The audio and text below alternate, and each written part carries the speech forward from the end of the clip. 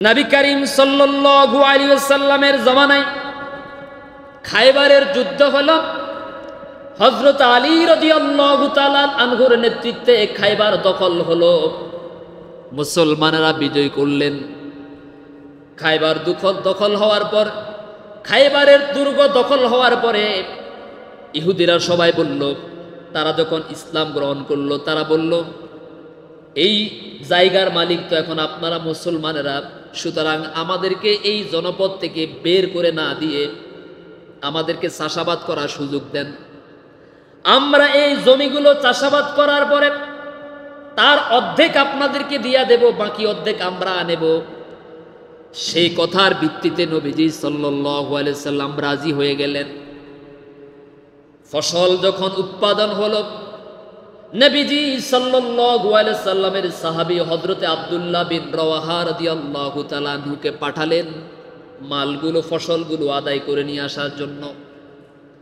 আব্দুল্লাহ বিন রাওয়াহা রাদিয়াল্লাহু তাআলা আনহু সব মালগুলোকে, সকল ফসলগুলোকে দুই ভাগে বিভক্ত করে এক ভাগ তার নিজেদের জন্য রেখে দিলেন, আরেক ভাগ খায়বারের মানুষদের জন্য রেখে দিলেন।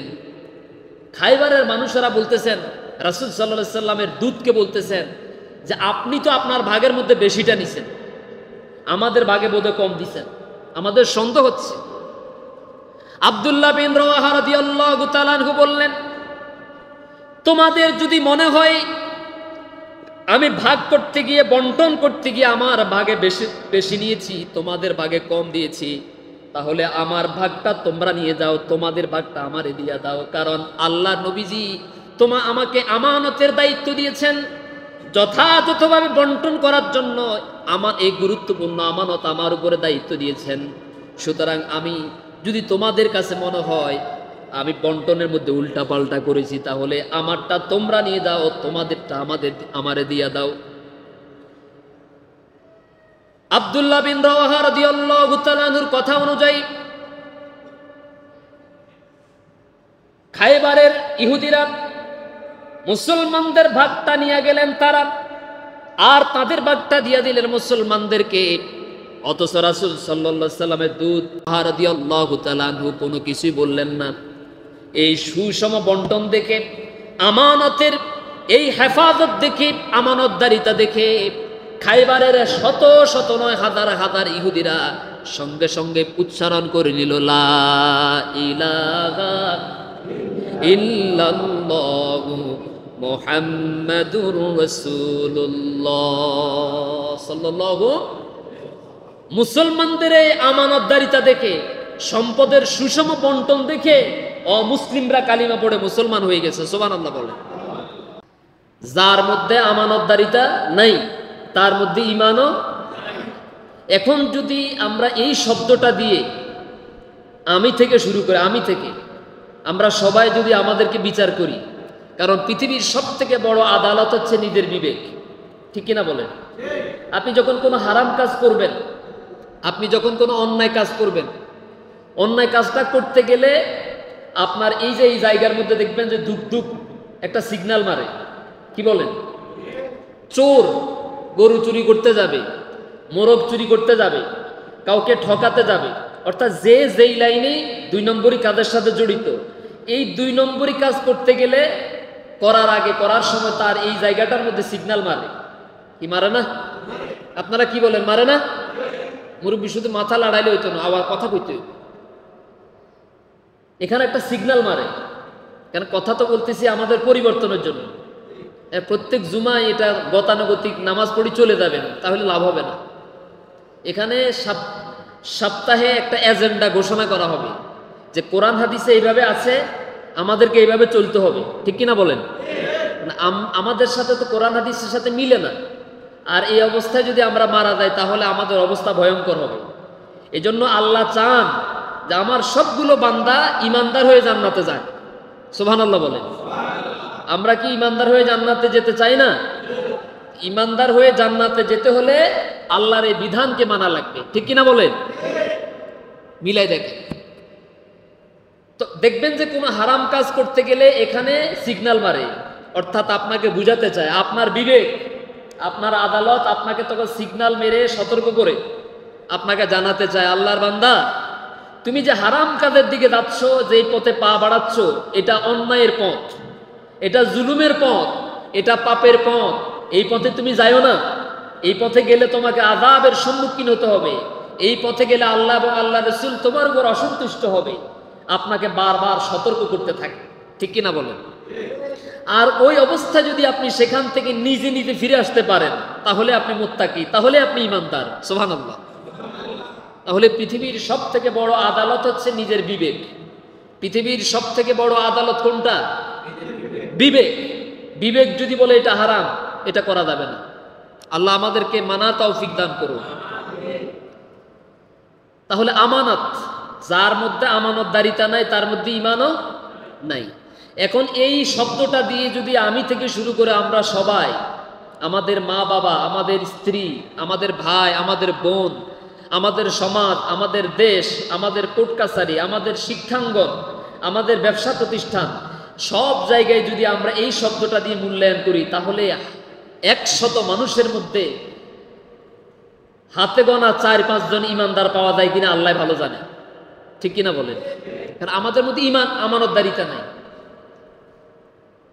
এই জন্য আজকে আমরা এই আমানতের উপরে কিছু কথা বলার চেষ্টা করব। আল্লাহ আমাদেরকে বলার, শোনার, আমল করার তৌফিক দান করুন। সকলে বলি আমি।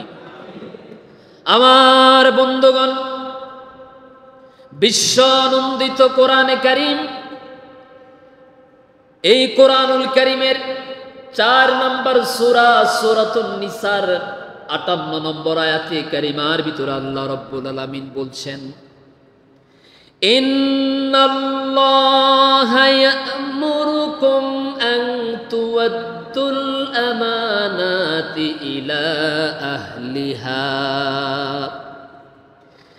ইন্নাল্লাহা ইয়া'মুরুকুম আন তুওয়াদ্দুল আমানাতি ইলা আহলিহা وَإِذَا حَكَمْتُمْ بَيْنَ النَّاسِ أَن تَحْكُمُوا بِالْعَدْلِ إِنَّ اللَّهَ نِعِمَّا يَعِظُكُمْ بِهِ। আল্লাহ রাব্বুল আলামিন বলছেন, হে মুসলিমগণ, হে ঈমানদারেরা, হে বিশ্বাসীরা, নিশ্চয়ই আল্লাহ তোমাদেরকে আদেশ করেছেন, আল্লাহ তোমাদেরকে নির্দেশ দিয়েছেন যে তোমরা আমানত সমূহ তার হকদারদেরকে আদায় করে দাও। যারা তোমাদের কাছে যতটুকুন পাওনা, যারা তোমাদের কাছে যতটুকুন ন্যায্য অধিকার পাওনা আছে, তাদের হক, তাদের আমানত, তাদেরকে যথাযথভাবে বুঝাইয়া দাও। যেরকম সুবহানাল্লাহ। তাহলে আমানত বুঝাই দেওয়া এটা কি নফল নাকি ফরজ? আমানত যার হক তাকে বুঝাই দেওয়া এটা কি নফল নাকি ফরজ? একটু কান খুলে শোনার চেষ্টা করুন। আমার দেশে এমন অসংখ্য মানুষ আছে যারা নামাজের সামনের কাতারে বসে, একেবারে ঘুমটা টেনে দিয়ে বসে, প্রায় সময় হাতের মধ্যে তাসবিহও থাকে, ঠিক কিনা বলেন? গাল ভরা দাড়িও আছে, টাকনু পর্যন্ত জামাও আছে, মসজিদেরও সামনের কাতারে থাকে। আবার যত মানুষের হক মারা, বোনকে ঠকানো, ভাইকে ঠকানো, প্রতিবেশীকে ঠকানো, মেয়েকে ঠকানো, ছেলেকে ঠকানো, ওইটারও সামনের কাতারে সেই ব্যক্তিকে পাওয়া যায়। এরকম আছে না নাই? সামনের কাতারেও থাকে মসজিদে নামাজের। আবার মানুষের উপরে এই যে জুলুম, ছেলেদেরকে সব কিছু দিয়ে দেয়, মেয়েকে দেয় না, আছে না নাই?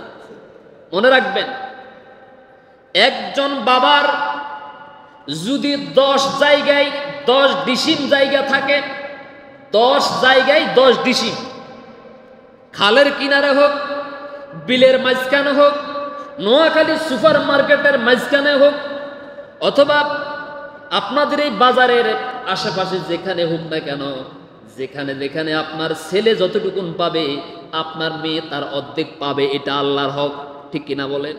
এটা আপনার মেয়ের হক, এটা আমানত। এটা কি বলেন? আমানত। এখন আপনি ছেলেকে দিলেন সুপার মার্কেটের সামনেরটা, মেয়েকে দিলেন একেবারে মেঘনা নদীর কিনারেরটা, খালের কিনারেরটা। মেয়েকে দিলেন একেবারে বিলের মাঝখানেরটা। তাহলে আপনি কি আমানত রক্ষা করেছেন নাকি খেয়ানত করেছেন? জোরে বলেন। কিয়ামতের কঠিন মুসিবতের দিনে মেয়েকে তার প্রাপ্ত হক থেকে, আমানত থেকে বঞ্চিত করার অপরাধে বাবা হিসাবে নয়, আসামি হিসাবে আল্লাহর আদালতে আপনাকে দাঁড়াতে হবে, কোনো সন্দেহ নাই। এরকম বাবা নোয়াখালীতে নাই? আপনারা তো কথা কন না, কি মুরব্বী কথা বোঝা যায় না? এরকম দুই একজন বাবা কি সদর নোয়াখালীতে সুবর্ণচরে নাই?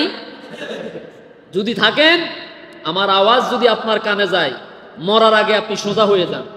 মরার পরে তো আপনি সোজা না হইলে আপনাকে সোজা করা হবে, ঠিক কিনা বলেন? আজও পর্যন্ত জীবনে কখনো দেখছেন কোনো একটা কবর বাঁকা থাকতে? কথা বল, কোনো কবর কি বাঁকা দেখছেন আপনারা? কবর কি সোজা হয় নাকি বাঁকা হয়? তার মানে মরার পরে নিঃশ্বাস চলে গেলে আপনি সোজা না হইলেও আপনাকে সোজা করা হবে, ঠিক কিনা বলেন? তো এই সোজা আর সেই সোজা কিন্তু এক না, ঠিক কিনা বলেন? এই সোজা মানে হচ্ছে মরার আগে, নিঃশ্বাস শেষ হওয়ার আগে আল্লাহ এবং আল্লাহ রাসূলকে পরিপূর্ণভাবে মেনে চলাই হচ্ছে সোজা হওয়া। এরকম কোন বাবা যদি থাকেন, সোজা হয়ে যাবেন ইনশাআল্লাহ। আল্লাহ যেন কবুল করেন, বলি আমিন। এটা আমানত। আমার ভাইয়েরা, আল্লাহ রাব্বুল আলামিন বলছেন, ইয়া আইয়ুহাল্লাযীনা আমানু লা তাখুনুল্লাহা ওয়ার রাসূলা ওয়া তাখুনু আমানাতিকুম ওয়া আনতুম তা'লামুন। হে মুমিনগণ, তোমরা আল্লাহর আমানত এবং রাসূলের আমানত, আল্লাহ এবং তার রাসূলের সাথে বিশ্বাসঘাতকতা করো না, খেয়ানত করো না, আমানত যথাযথভাবে আদায় করো। আল্লাহর যে আমানত তোমাদের মাঝে আছে, আল্লাহর আমানত তোমরা খেয়ানত করো না। সুবহানাল্লাহ বলেন। ওর রাসূল, রাসূলের আমানতকে খেয়ানত করো না। ওয়া তাখুনু আমানাতিকুম, এবং তোমরা জেনে শুনে একজনের আমানত আরেকজন খেয়ানত করো না। যেরকম সুবহানাল্লাহ। তাহলে কোরআনের ভিতরে শুধু তাসবিহ তাহলিল নামাজের কথা আছে, আর কোনো কথা নাই? জোরে বলেন।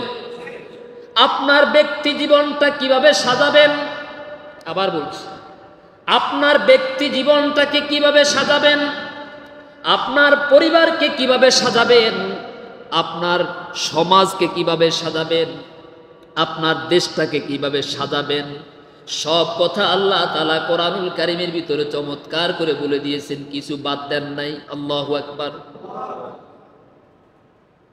আল্লাহর আমানত কি? আল্লাহর আমানত হচ্ছে কোরআন। আল্লাহর আমানত কি? সুবহানাল্লাহ বলবেন না? ইন্না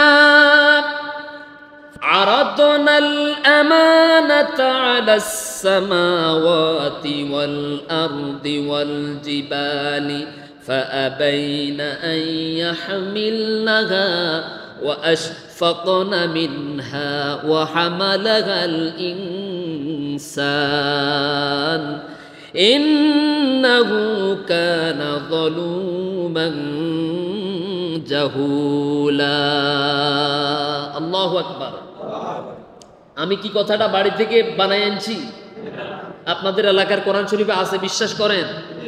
তো যদি থাকে, এই কথাটা শুধু কোরআনের ভিতরে, মসজিদের ভিতরে, নামাজের মধ্যে সীমাবদ্ধ যদি থাকে, আর আমি যদি আমার জীবনে বাস্তবায়ন না করি, তাহলে পরিবর্তন কি হওয়ার সম্ভাবনা আছে? আল্লাহ তো এই কোরআনের কথাগুলো দিয়েছেন আমাদেরকে পরিবর্তন করার জন্য। আপনারা কি একমত নাকি দ্বিমত? আল্লাহ কোরআনটা কি আমাদের পরিবর্তনের জন্য দিয়েছেন না? একটা অজ্ঞ, ইতর, বর্বর, অসভ্য সমাজকে সোনালী সমাজে রূপান্তরিত করার জন্যই আল্লাহ তাআলা এই কোরআনটা আমানত হিসেবে আমাদেরকে দিয়েছেন। সুবহানাল্লাহ। সুবহানাল্লাহ তো বললেন, মসজিদের সিঁড়ি থেকে নামার পর আর সুবহানাল্লাহর কথা মনে নাই। এইভাবে তো পরিবর্তন হবে না। এই সুবহানাল্লাহ বাড়িতে নিতে হবে। কোন কারণে আমি মসজিদে আজকে সুবহানাল্লাহ বললাম? কোন আয়াতের ওয়াজ শোনার পরে, কোন আয়াতের তাফসীর শোনার পরে আমি সুবহানাল্লাহ বলেছি, এটা আমাকে বাড়িতে নিতে হবে ইনশাআল্লাহ। ইন্না আরাদনাল আমানাতা আলাস সামাওয়াতি ওয়াল আরদি ওয়াল জিবাল فأبين أن يحملن وأشفقن منها وحملها الإنسان আমি এই কোরআনকে এই আমানতকে পেশ করেছিলাম আকাশমণ্ডলীর সামনে কোরআনকে এই আমানতকে বহন করার জন্য উপস্থাপন করেছিলাম, কিন্তু আসমান সমূহ অস্বীকৃতি জানিয়েছে। এরপর আমি আল্লাহ রাব্বুল আলামিন ওয়াল আরদি এই জমিনের উপরে পৃথিবীর সামনে আমি কোরআনকে উপস্থাপন করেছিলাম, গ্রহণ করো এই আমানত। ওয়াল জিবাল এরপরে পৃথিবীর সর্বোচ্চ পর্বতমালা, সেখান থেকে শুরু করে সব পাহাড় পর্বতের সামনে কোরআনকে উপস্থাপন করেছিলাম, এই আমানতকে উপস্থাপন করেছি, পেশ করেছি গ্রহণ করার জন্য। কিন্তু তারা এই আমানতকে গ্রহণ করতে অস্বীকৃতি জানিয়েছে। فأبين أن يحملنها وأشفقن منها وحملها الإنسان এই আমানতের খেয়ানত হয়ে যায় কিনা, আমানতের সাথে খেয়ানত হয়ে যায় কিনা এই ভয়ে আসমান সমূহ পাহাড় পর্বত পৃথিবী এই আমানত গ্রহণ করতে চাই নাই, বরং এই আমানতকে গ্রহণ করেছে পৃথিবীর আশরাফুল মাখলুকাত মানুষেরা। যেরকম সুবহানাল্লাহ। এই আমানত কারা গ্রহণ করেছে? মানুষ। এটা কি খুশির বিষয় নাকি দুঃখের বিষয়? আমরা কি এই কোরআন পেয়ে খুশি নাকি বেজার? খুশির আওয়াজ তো এরকম না। আমরা কি এই কোরআন পেয়ে খুশি না বেজার? আল্লাহ দুনিয়ার সর্বশ্রেষ্ঠ কিতাব আমাদেরকে দিয়ে ধন্য করেছেন, আলহামদুলিল্লাহ। যার একটা হরফ উচ্চারণ করলেই আমলনামায় সাথে সাথে 10 নেকি লেখা হয়ে যায়, সুবহানাল্লাহ। পৃথিবীতে এরকম দ্বিতীয় আর একটা কিতাব আল্লাহ নাজিল করেন। আল্লাহু আকবার। এই আমানত মানে এটার ভিতরে আল্লাহর যত বিধিবিধান আছে, আদেশ নিষেধ, হুকুম আহকাম আছে, এগুলো বহন করার স্বীকৃতি জানিয়েছে মানুষেরা। এরপর আল্লাহ তাআলা বলছেন, ইন্নাহু কানা যালুমান জাহুলা, বস্তুত সে ঘোরতর জালেম, অতিশয় ঘোর জালিম সে। অর্থাৎ আল্লাহর এই আমানতকে তারা গ্রহণ করার দায়িত্ব নিয়ে আবার তারা এই কোরআনের বিরুদ্ধাচরণ করছে। এই কোরআনকে তারা আল্লাহর পক্ষ থেকে আমানত হিসেবে গ্রহণ করে নেওয়ার পর আবার এই কোরআনের বিধানের সাথে গাদ্দারি করছে। এই আমানত তাদেরকে শিক্ষা দিচ্ছে, আল্লাহর দিকে আহ্বান করছে, আল্লাহর বিধান মানার শিক্ষা দিচ্ছে, অথচ তারা এই আমানতের ভিতরে থাকা কথাগুলোকে অবজ্ঞা করে, অবহেলা করে, অবমাননা করে, গাদ্দারি করে, নাফরমানি করে তারা নিজেরাই মানব রচিত মতাদর্শ ভিত্তিক নিজেদের জীবন পরিচালনা করার সিদ্ধান্ত নিয়েছে। সুতরাং যারা এই আমানতকে খেয়ানত করলো, এই আমানতের সাথে গাদ্দারি করলো, তাদের চাইতে বড় জালিম, তাদের চাইতে বড় অকৃতজ্ঞ আকাশের নিচে জমিনের উপর আর কেউ হতে কি? আমরা কি কেউ জালিম হতে চাই? এত আসতে বললেন, আমরা কি কেউ জালিম হতে চাই? আল্লাহ যেন এই কথাটা মসজিদের বাহিরেও মানার তৌফিক দান করেন।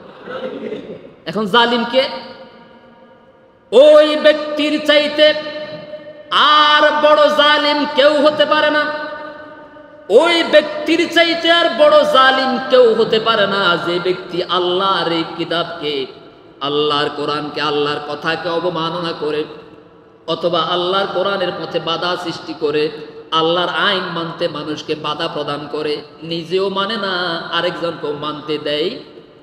বুঝাতে পেরেছি? ওই ব্যক্তির চাইতে বড় জালিম আর কেউ হতে পারে না। যে ব্যক্তি আল্লাহর আমানতকে গ্রহণ করেছে, গ্রহণ করার পর শুধু এটাকে নামাজের ভিতরে, পানি পড়ার ভিতরে, তাবিজের ভিতরে, দোয়ার ভিতরে, কবর জিয়ারতের ভিতরে সীমাবদ্ধ রেখেছে, অথচ তার ব্যক্তি, পরিবার, সমাজ এবং রাষ্ট্র চলছে মানুষের তৈরি করা শয়তানের আইনে তৈরি করা। ঠিক কিনা বলেন? আপনি দেখেন, শুধুমাত্র আল্লাহর কোরআনের একটা শব্দ, একটা আয়াত দিয়ে আমি থেকে শুরু করে আমরা সবাই যদি নিজেদেরকে যাচাই করি, দেখবেন যে সমাজের 100 মুসলমানের মধ্যে 98 জনের হয়তো ঈমান নাই, দুর্বল, কারো টোটালি নাই। আমার বন্ধুগণ, নবী করিম সাল্লাল্লাহু আলাইহি ওয়াসাল্লাম বলেছেন, আদ্দিল আমানাতি ইলা আতুমিনা, আদ্দিল আমানাতি ইলা আতুমিনাক। যে ব্যক্তি তোমার কাছে আমানত রেখেছে, অর্পণ করেছে, তুমি তার আমানত, তার মাঝে তুমি তার আমানত তাকে দিয়ে দাও। ওয়ালা তাকুন মান খানাক, কেউ যদি তোমার আমানতকে খেয়ানত করে, তুমিও জেনে বুঝে তার আমানত খেয়ানত করো না। আপনার আমানত একজন খেয়ানত করেছে, নষ্ট করেছে, তাই বলে আপনিও তার আমানতের খেয়ানত করবেন? আপনার কাছে তার যদি আমানত জমা থাকে, তাহলে আপনি তার আমানতটা তাকে বুঝিয়ে দেন। আপনি জানেন সে আপনার আমানত নষ্ট করেছে, আবার তার আমানতও আপনার কাছে আছে। নবীজি বলেছেন, তুমি তার আমানত তাকে দিয়ে দাও, যদিও সে তোমার আমানত নষ্ট করেছে। সুবহানাল্লাহ বলেন।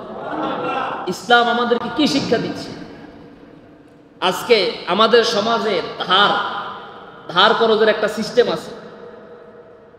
ছেলে রাত 3টার সময় বিপদে পড়েছে, হসপিটালে নেওয়া লাগবে, টাকার দরকার। রাত 3টার সময় হঠাৎ আপনার দরজা ফিরানো শুরু করছে। দরজা খুলে দেখলেন যে আপনার পার্শ্ববর্তী প্রতিবেশী দাঁড়িয়ে আছে, গা কাঁপতেছে, আপনাকে বলতেছেন, ভাই আমার ছেলেকে ইমার্জেন্সি হসপিটালে নেওয়া লাগবে। তো কি হয়েছে? ওই যে আমার তো 10,000 টাকা লাগবে। কবে দিবা? এই 1 সপ্তাহের ভিতরে, 7 দিনের ভিতরে আপনার টাকা আমি আপনাকে পরিশোধ করে দেব। কোন রকম কান্নাকাটি করে যখন 10,000 টাকা আপনার থেকে নিল, 1 সপ্তাহের কথা, 7 দিনের কথা বলে 7 মাস চলে গেছে, 7 বছর চলে গেছে, এরপরেও আপনি আপনার টাকা আদায় করতে পারেন নাই। এরকম রুগী উদয় ধর্মপুরে একজনও নাই। আরো আসতে বলেন। কয় দিনের কথা বলে নিছে? 7 দিনের। কত দিনের? কিন্তু 7 দিন তো সাধারণ বিষয়, 7 মাস চলে গেছে, এটাও স্বাভাবিক, 7 বছরও চলে গেছে। এইভাবে এই যে আমানত, আপনি আমার কাছ থেকে বা আমি আপনার কাছ থেকে যে টাকা ধার নিয়েছি, করজ নিয়েছি, এখন এই টাকা আমি চাওয়ার আগে বা আপনি চাওয়ার আগে তাড়াতাড়ি আপনার বাড়িতে পৌঁছাইয়া দেওয়া, এটা হচ্ছে আমানতের হেফাজত। ঠিক কিনা বলেন? এরকম কয়জন ইমানদার পাবেন সমাজে? কয়জন মুসলমান পাবেন? আছে? আপনার পাওনা টাকার জন্য আপনি আমার দেশে, আমার সমাজে পাওনা টাকা চাইতে গিয়ে মাইর খাইছে, এরকম ঘটনাও আছে নাকি নাই? আল্লাহ আমাদেরকে আমানতের গুরুত্ব বুঝার তৌফিক দান করুন। আমানতের যেন খেয়ানত না হয়। লা ঈমানা লিমান লা আমানাতা লাহু, আমি বলি নাই। বিশ্ব নবী রাহমাতুল লিল আলামিন সাইয়্যিদুনা মুহাম্মদুর রাসূলুল্লাহ সাল্লাল্লাহু আলাইহি ওয়াসাল্লাম বলেছেন, লা ঈমানা লিমান লা আমানাতা লাহু, যে ব্যক্তির আমানতদারিতা নাই, যে ব্যক্তি আমানতের হেফাজত করতে পারে না, সেই ব্যক্তির মধ্যে ঈমানও নাই। যেরকম নাউযুবিল্লাহ, তার মধ্যে ঈমানদারি, তার মধ্যে ঈমানে নাই। যদি ঈমান থাকতো, আপনি এই যে যারা ব্যবসা বাণিজ্য করেন, মাঝে মাঝে দেখি কিছু কিছু ব্যবসায়ীরা দেউলিয়া হয়ে যান, হয় না? ব্যবসায়ীরা মাঝে মাঝে কি হয়ে যান? দেউলিয়া হয়ে যান। দোকানে 1 কোটি টাকা দিয়ে স্ত্রীর গয়নাগাটি বিক্রি করে, বাবার সম্পত্তি বিক্রি করে, লোন নিয়ে দোকানদারি শুরু করেছেন। কিন্তু যেই ধর্মপুরের শতকরা 99 জন বা আরো বেশি, এখানে তো আমাদের হিন্দু কখনো দেখি নাই, যেখানে শতকরা প্রায় সবাই মুসলমান, সেই সমাজের, সেই এলাকার বাজারের ব্যবসায়ী দেউলিয়া হয়ে যাওয়াটা, এটা সব থেকে বড় অবাক হওয়ার বিষয়। কারণ মুসলমান তার দোকানে খাইতে খাইতে বাকি করতে করতে একজনে 20,000, 30,000, 50,000, 70,000 টাকা 1 বছর বাকি করার পরে, খাওয়ার পরে এই দোকানের সামনে দিয়ে আর হাঁটে না, আরেক গলি দিয়ে হাঁটে, আরেক গলি দিয়ে। আমি বোধহয় 2 লাইন বাড়ায় বলতেছি, আছে না নাই? নতুন গলি দিয়ে হাঁটে, নতুন দোকানদারের সাথে প্রথম কয়দিন নগদ জিনিসপত্র কিনে, আবার এরপরে যখন পুরাতন হয়ে যায়, আবার 20-25,000 টাকা হয়ে গেলে এবার বাজারে পাল্টাই এলা একেবারে। ঠিক কিনা বলেন? ওই যে বাজার তো খাইছি, এবার তেরিজ ফুল খাই। তো তেরিজ ফুল খাওয়ার পরে কয় আর তো আশেপাশে কোনো বাজার নাই, চলো এবার উত্তর অব্দা খাই। এইভাবে সব বাজার খাইতে খাইতে যখন আল্লাহর বান্দা দুনিয়া থেকে চলে যায়, যাওয়ার সময় জানাজার সামনে দাঁড়িয়ে লম্বা একটা ভাষণ দেয় তার বড় ভাই অথবা তার বাবা, তার আত্মীয়। প্রিয় ভাইয়েরা উপস্থিত, জানাজায় আগত উপস্থিত সম্মানিত ভাইয়েরা আমার এই ভাই যদি আপনাদের কারোর সাথে দেনা পাওনা থাকে অথবা আপনাদের সাথে কারোর সাথে যদি খারাপ ব্যবহার করে থাকে, আল্লাহ রাস্তা আপনারা তারা মাফ করে দিছেন তো? এভাবে বলেন না আপনারা? কথা বলেন কি না? তো এখন ওই লোকে চিন্তা করে, সে তো এখন জোর করে ওয়াদা করাইতেছে, আপনারা তারা মাফ করে দিছেন কিনা, এই যে দিছেন কিনা এই কথাটা কি জোর করে বলাচ্ছে না? কথা কন না। এখন যেই লোকের ঘুষি মারছে, যেই লোকের উপরে জুলুম করছে, যেই লোকের কষ্ট দিচ্ছে, যেই লোকের ঠকাইছে, যার টাকা মারি খাইছে, যার টাকা দেনা আছে, সে ডাইনে বামে তাকায়, সামনে পিছনে তাকায়, চিন্তা করতেছে বাবুরে ও তো আমার কাছ থেকে জোর করে স্বীকৃতি আদায় করতেছে, স্বীকৃতি যদি আমি না দেই তাহলে তো আমার পিঠে চামড়া থাকবে না। সুতরাং যেই কোনো ভাবে হোক তখন সেও হাত আস্তে আস্তে উঠাই কয় যে মাফ করে দিস, হাত নামায় আর কয় মাফ এখানে করলেও কিন্তু পরকালে মাফ করি নাই। এ কথা বলেন। জানাজার মাঠে মাফ করলেও, জোর করি মাফ আদায় করে নিলেও আল্লাহর আদালতে কিন্তু মাফ করার কোনো সুযোগ। এই যে দোকানের টাকা বাকি খেয়ে আরেক গলি দিয়ে হাঁটেন, বাজার পাল্টান, মার্কেট পাল্টান, আপনি মরার আগে এরকম বহু মানুষ আছে সমাজে যারা লক্ষ লক্ষ টাকা ঋণ, মানুষ তার কাছে পাও না, কিন্তু সেটা পরিশোধ না করে কোরবান দেয়, বড় বড় গরু খাসি কোরবান দেয়। আছে কিনা বলেন? কোরবান দেওয়া ওয়াজিব, মানুষের হক আদায় করা ফরজ। মানুষের হক আদায় করা কি ফরজ? এটা আমানত। পাওনা টাকা চাওয়ার আগে দোকানদার তার পাওনা চাওয়ার আগেই তার আমানত তার কাছে পৌঁছাইয়া দেন, তাহলে আপনি ইমানদার। আবার আমাদের দেশে এমনও আছে ব্যবসায়ী ভাইয়েরা দোকানের পাওনা টাকা উদ্ধার করার জন্য হালখাতা যেদিন হয় সেদিন খাসিও খাওয়ায়। খাওয়ায় কিনা বলেন? আপনাদের খাওয়ায় না? হালখাতার দিনে কি খাসি খাওয়ায় না? আপনারা বোধহয় কষ্ট পাইতেছেন। আমরা কিন্তু, আমি সহকারে আমরা সবাই মোটামুটি কম বেশি রুগী, আমরা সবাই কিন্তু আসামি। আমি আপনাদের কথা বলতেছি না, আমিও আসামি হয়তো, তবে এই কাজ কখনো করি না, আমার কাছে শরম লাগে। মুদি দোকানে আমার থেকে পাওনা টাকা দোকানদার পাবে, তার পাওনা আদায় করার জন্য এই টাকা হুজুরের থেকে উদ্ধার করার জন্য আবার হুজুরে খাসি খাওয়াইতে হইব, এটা তো হারাম খানা। সে হালখাতা কেন করবে? হালখাতা করে টাকা চাইবে কেন? খাসি খাওয়াইতে হবে কেন?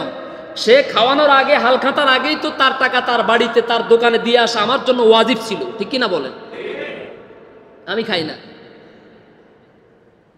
আমানত অত্যন্ত গুরুত্বপূর্ণ বিষয়।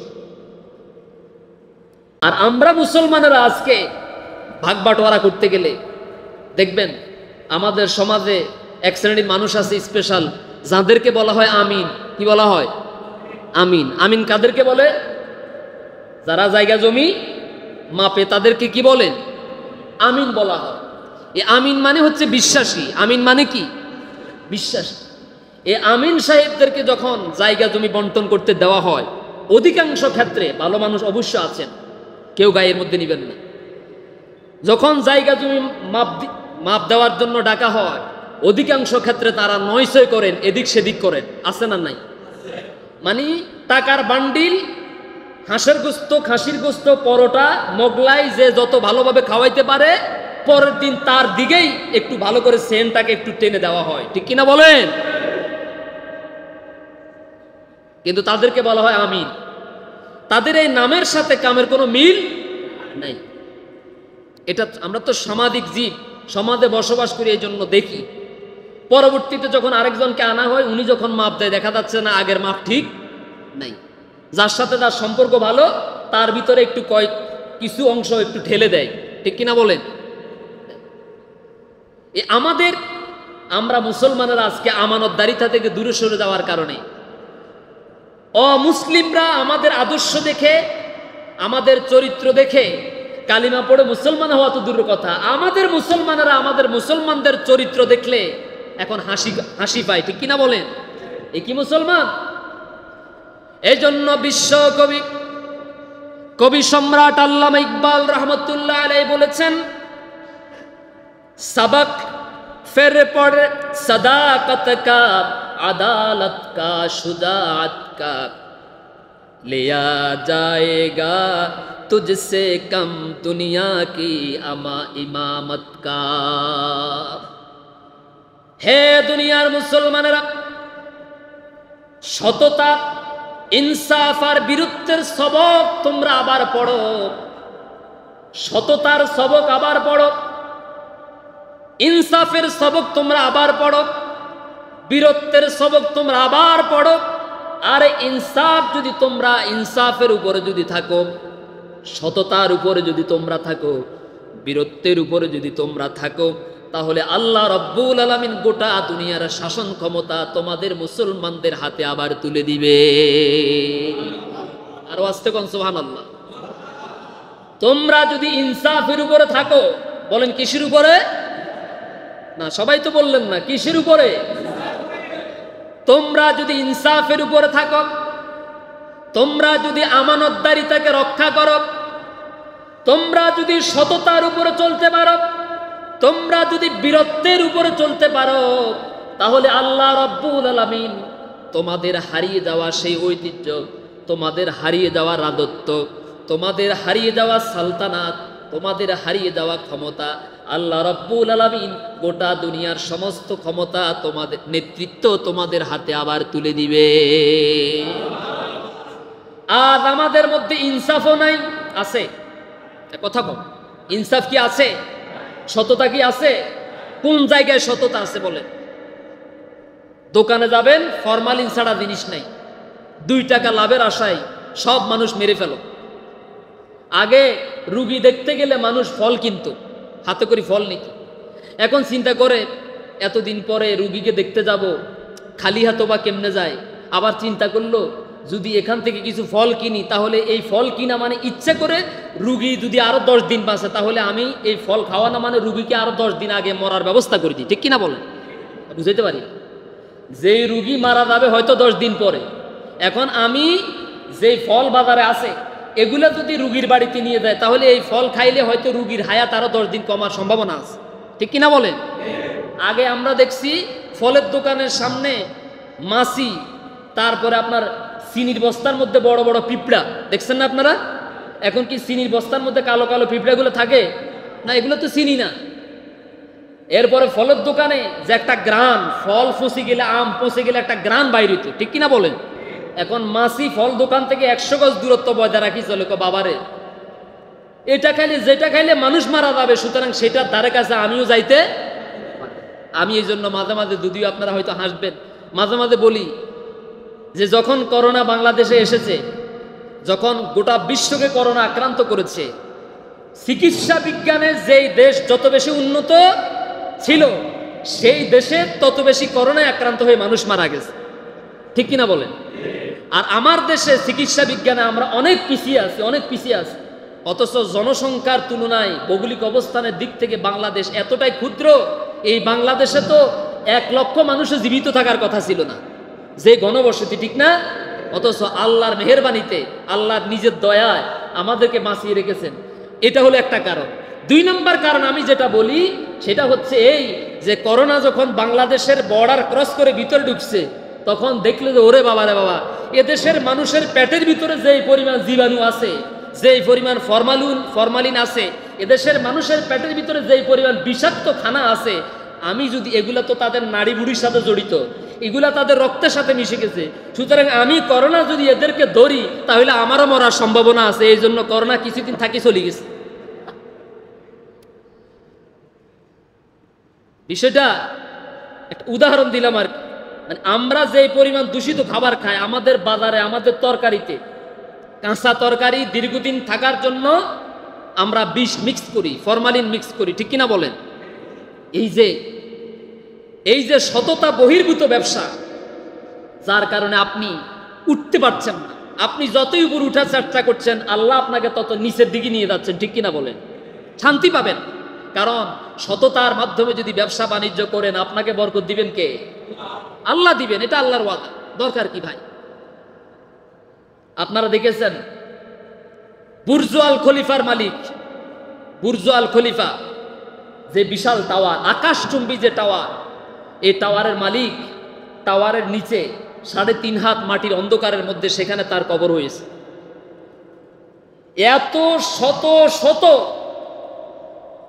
এত শততলা বিল্ডিং এর মালিক বুর্জ আল খলিফা, পৃথিবীর সর্বোচ্চ টাওয়ারগুলোর মধ্যে একটা টাওয়ার। এই টাওয়ারের মালিক কত হাজার কোটি টাকার মালিক নিজেও জানে না। সেই টাওয়ারের মালিক যখন মারা গেছে, টাওয়ারের উপরে তারে ফ্রিজের ভিতরে রাখছে নাকি মাটির মধ্যে দাফন করছে? যাওয়ার সময় টাওয়ারের 2-4টা ইট খুলি তার কবরে দেওয়া হয়েছে। কেমন? যেহেতু বড় শিল্পপতি, সেহেতু তার কবরের ভিতরে কয়েক বান্ডিল টাকা দেওয়া হয়েছে।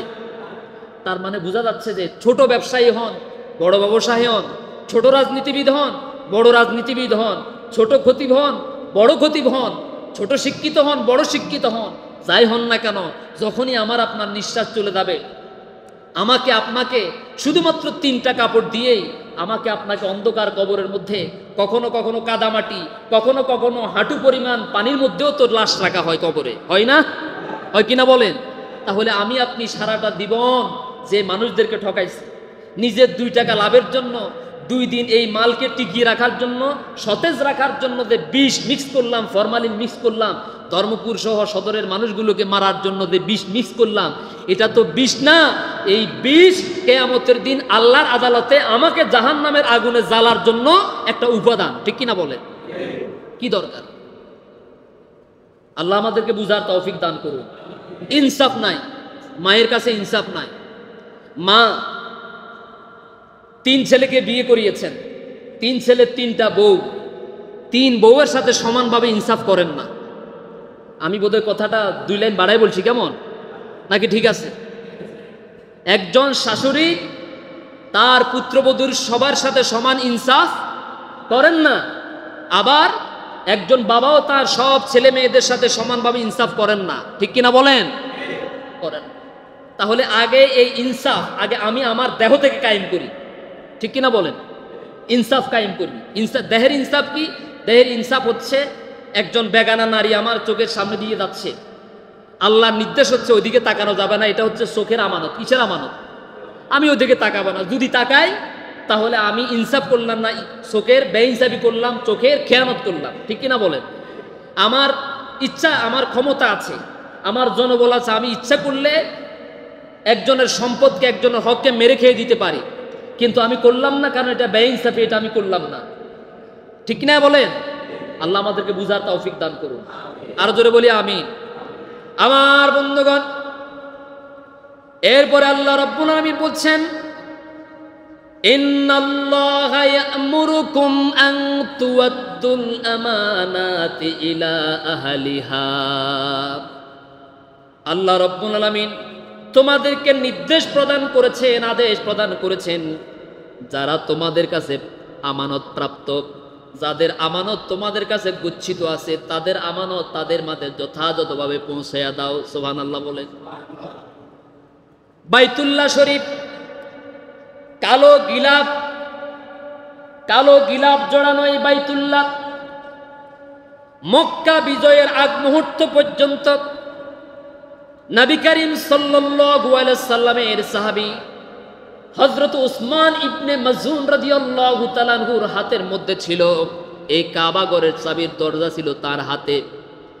যখন নবীজি সাহাবায়ে কেরামদেরকে নিয়ে মক্কা বিজয় করলেন, কাবা ঘরের চাবি উসমান রাদিয়াল্লাহু তাআলা আনহু চিন্তা করলেন, আজ যেহেতু মুসলমানরা বিজয় লাভ করেছে, তার মানে আল্লাহ নবী কাবা ঘরের চাবি আমার কাছ থেকে জোর করে জবরদস্তি করে নিয়ে যাবেন। এই ভয়ে কাবা ঘরের ছাদের উপরে উঠে গেছে। কোথায় উঠছে? মুসলমানরা তো আজকে মক্কা তো বিজয় করে ফেলেছেন, সুতরাং জনমের মতো আমার বাপ দাদার যেই দায়িত্ব, মসজিদের মোতাওয়াল্লি বা মসজিদের চাবি, তালা খোলার যে চাবি, এই চাবি তো আমার কাছ থেকে জনমের মতো নিয়ে যাবে, কারণ আমি তো এখনো মুসলমান হই নাই। কিন্তু সে জানে না মুসলমানরা কখনো কারো সম্পদ জোর জবরদস্তি করে অন্যায়ভাবে কেউ কারো সম্পদ দখল করে কি? আপনারা কথায় বোঝা যায়? মুসলমান কখনো কারো সম্পদ জোর জবরদস্তি করে দখল করে। আওয়াজ কিন্তু কমে গেছে, আওয়াজ কমে গেছে। আমরা কি সবাই মুসলমান না? এটা তো বীরত্বের সাথে বলবেন, একটু আগেই তো বললাম আমি যে মুসলমান এটা গর্বের সাথে বলবেন। আমরা কি? আমরা কি? সুতরাং কোন মুসলমান, কোন ইমানদার, আল্লাহর কোন বান্দা, তার কোন আত্মীয় স্বজন, তার কোন প্রতিবেশী, তার সমাজের, তার দেশের কোন মানুষের সম্পদ, কোন হক অন্যায়ভাবে জবরদস্তি করে ক্ষমতা খাটাইয়া পিঠ মারধর করে জুলুমের মাধ্যমে, ক্ষমতা প্রদর্শনের মাধ্যমে কারো সামান্য পরিমাণ সম্পদ সে দখল করতে পারে না। ঠিক কিনা বলে? এটার সাথে ইসলামের কোনো সম্পর্ক নাই। আল্লাহ নবীজি সাল্লাল্লাহু আলাইহি সাল্লাম লক্ষ্য করলেন কাবা ঘরের দরজার মধ্যে তালা লাগানো, কিন্তু চাবি কার কাছে? খবর নিয়ে দেখলেন এই চাবিটা ওসমানের কাছে। ওসমান কোথায় গেল? কাবা ঘরের ছাদের উপরে উঠে গেছে। নবীজি সাল্লাল্লাহু আলাইহি সাল্লাম বলছেন, ওসমান চাবিটা দিয়ে দাও, আমি কাবা ঘরের ভিতরে প্রবেশ করব। এই আমানতের কথা বলতে গিয়ে, ইনসাফের কথা বলতে গিয়ে, সত্যের কথা বলতে গিয়ে, কোরআনের কথা বলতে গিয়ে আমার এই মাতৃভূমি, এই কাবা চত্বর, আল্লাহর ঘরকে আমাকে ছাড়া লেগেছে, মক্কা আমাকে ছাড়তে হয়েছে। 8-10 বছর পর্যন্ত এই কাবা ঘরের বাহিরে ছিলাম, এই ঘরের ইবাদত থেকে আমি বঞ্চিত ছিলাম। সুতরাং আমার চাবিটা দিয়া দাও, জনমের মতো কাবা ঘরের ভিতরে প্রবেশ করে আমার আল্লাহরে ইচ্ছা মতো 2টা সেজদা দিয়ে দে। কিন্তু উসমান রাদিয়াল্লাহু তাআলা বলছেন, না, আমি আপনাকে চাবি দেব না, কারণ এই চাবি দিলে হয়তো আপনি আমার চাবি দিবেন না। আলী রাদিয়াল্লাহু তাআলা বলছেন, হুজুর শুধু আপনি আমারে একটা আদেশ দেন, ওই চাবি দিবে না মানে ওর বাবা আসি দিবে, আমারে শুধু একটা মাত্র আদেশ করেন, তার কাছ থেকে কিভাবে চাবি আদায় করতে হয় আমি ভালো করে জানি। নবীজি বললেন, আলী, না, জোর করে জবরদস্তি করে চাবি আদায় করার দরকার নাই। ওসমান, তুমি নেমে আসো, আমি বিশ্ব নবী তোমাকে ওয়াদা দিয়ে দিলাম, এই কাবা ঘরের চাবি এতদিন পর্যন্ত যেহেতু তোমার হাতে ছিল, আজকের পর থেকে এই চাবি তোমার হাতে থাকবে। যেরকম সুবহানাল্লাহ। তাড়াতাড়ি নেমে আসলেন, নবীজি কাবা ঘরের তালা খুললেন, চাবি দিয়ে তালা খুলে সেখানে প্রবেশ করলেন। সমস্ত মূর্তিগুলোকে মসজিদ থেকে চিরতরে বের করে পরিষ্কার পরিচ্ছন্ন করে আল্লাহর সন্তুষ্টির জন্য 2 রাকাত নামাজ আদায় করলেন। বের হয়ে আবার ওই চাবিটা ওসমান রাদিয়াল্লাহু তাআলা আনহুর হাতে তুলে দিলেন। সুবহানাল্লাহ। তিনি কিন্তু এখনো অমুসলিম, এখনো মুশরিক। বিষয়টা খেয়াল করেন, তিনি এখনো মুশরিক। যখনই নবীজি তার হাতের মধ্যে চাবি রাখলেন, ওসমান রাদিয়াল্লাহু তাআলা আনহু বললেন, আজ মুসলমানেরা ইচ্ছা করলে তো আমাকে মাটির সাথে মিশায়া দিতে পারত, এই কাবা ঘরের চাবি তো বিশ্ব নবী আমাকে না দিলেও পারতেন, কিন্তু এত ক্ষমতা থাকার পরেও, এত জনবল সুযোগ থাকার পরেও আমার চাবিটা আমারে দিয়ে দিয়েছেন। সুতরাং ইসলামের এই সুমহান আদর্শ যার পাওনা তার কাছে দিয়ে দেওয়া। যার পাওনা বলেন, যার পাওনা, আবার বলেন, যার পাওনা, যার হক, যার সম্পত্তি তাকে দিয়ে দেয়। যেই মুসলমানেরা প্রত্যেক মুসলিম ও মুসলিমের পাওনা তার কাছে যথাযথভাবে বুঝিয়ে দেয়, সেই ইসলাম থেকে আমি আর দূরে থাকতে চাই না। আমিও কালিমা পড়ে আদে মক্কা বিজয়ের দিনে কালিমা পড়ে মুসলমান হয়ে যেতে চাই। লা ইলাহা ইল্লাল্লাহু মুহাম্মাদুর রাসূলুল্লাহ সাল্লাল্লাহু। বিষয়টা খেয়াল করেন, একজন অমুসলিম মুশরিক তার হাতে কাবা ঘরের চাবি যখন দিলেন, আর নবীজি বললেন, নবীজি তার হাতে চাবিটা দিয়ে বলে, ওসমান, আমি বিশ্ব নবী বলে গেলাম, তোমার হাতের মধ্যে যে চাবিটা দিলাম, তোমার পরে এই কাবা ঘরের চাবির দায়িত্ব তোমার ছেলে পাবে, তারপরে তার ছেলে, এইভাবে করে কিয়ামত পর্যন্ত বংশ পরম্পরা কোনো জালিম ছাড়া, দুনিয়ার কোনো জালিম ছাড়া তোমার হাত থেকে এই কাবা ঘরের চাবি আর কেউ নেওয়ার সাহস করবে না। সুবহানাল্লাহ। আজও পর্যন্ত বিশ্বনবীর দেওয়া সেই আমানত কাবা ঘরের চাবি উসমান রাদিয়াল্লাহু তাআলা আনহুর বংশধরদের হাতের মধ্যে আছে। সুবহানাল্লাহ। তিনি মুসলমান হয়ে গেলেন। আমার ভাইয়েরা, আমি শুধু সুবহানাল্লাহ আলহামদুলিল্লাহ জোরে জোরে চিৎকার করার জন্য আপনাদেরকে বলছি না, আমি বলতে চাই, আমার কাছে আপনার কাছে যদি কেউ টাকা পাওনা থাকে, আমার কাছে আপনার কাছে যদি কেউ দোকানের টাকা পাওনা থাকে, কোনো প্রতিবেশীর হক যদি জায়গা জমি নিয়ে ঠেলাঠেলি থাকে, আপনি জানেন সত্যটা, আপনি জানেন সত্যটা, আপনি জানেন, কিন্তু জায়গা জমির দাম যত বাড়ে মানুষগুলো তত দিন দিন অমানুষে পরিণত হয়ে যায়, ঠিক কিনা বলেন? দাদা বিক্রি করে গেছে, বাবা বিক্রি করে গেছে, দলিল নাই, মুখে মুখে বিক্রি করে গেছে, এটা সবাই জানে। জানার পরেও এখন কয় রে বাজারের পাশে 1 ডিসিম জমিন 10 লাখ টাকা, সুতরাং দলিল যেহেতু নাই তাহলে এটাই সুযোগ, সুতরাং যেই কোনো মূল্য হোক উল্টাপাল্টা কেস মামলা দিয়ে হইলেও তার কাছ থেকে এটা আদায় করো। এরকম রুগী কি সদর সুবর্ণচরে নাই?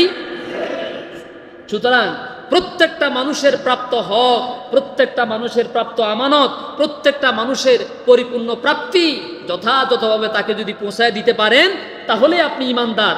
আর যদি আপনি জেনে বুঝে অন্যায় করেন, আমানতের খেয়ানত করেন, আপনি আসামি হয়ে দুনিয়া থেকে বিদায় নেবেন। আল্লাহ সুবহানাহু ওয়া তাআলা আমাদের সবাইকে আমানতদারিতা রক্ষা করা তৌফিক দান করুন, সকলে বলি আমিন। আল্লাহ আমাদেরকে পরিপূর্ণ ইমানদার হওয়ার তৌফিক দান করুন। সুবহানাকা আল্লাহুম্মা বিহামদিকা আশহাদু আল্লা ইলাহা ইল্লা আনতা আস্তাগফিরুকা ওয়া আতুবু ইলাইক।